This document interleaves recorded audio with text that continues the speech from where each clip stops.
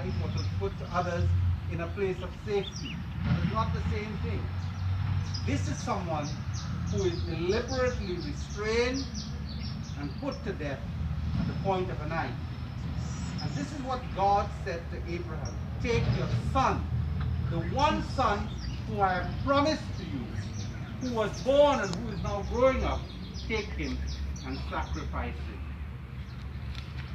The very context of that tells us that God was putting Abraham in a position so that not only could he test him, but that he could reveal something greater to him. We look at the heading of this passage of scripture in Genesis chapter 22, and it says God tests Abraham. And every Abrahamic faith acknowledges this and has the idea that that was a test for Abraham. But let me talk about Abraham's normal. As I said, when he grew up in Ur of the Chaldees, human sacrifice was a common event. It was normal. People readily accepted that at times somebody would have to be sacrificed. In those cultures, in order to perform sacrifices, raiding parties would capture somebody.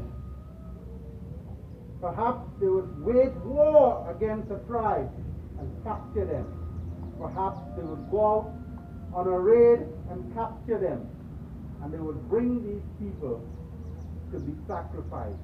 For those of you who have seen the movie Apocalypto, you would remember what that scenario looked like.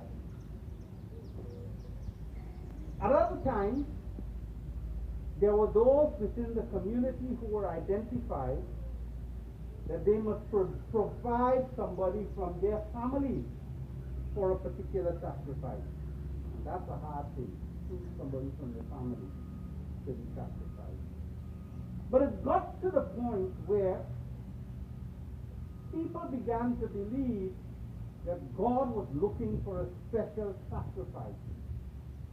And then they got to the point where they said, there is no better sacrifice to God than to offer the most precious thing that I have, my own child. I think we will all agree that none of us wants to see our children die before we do. None of us want to be part of the process by which they die.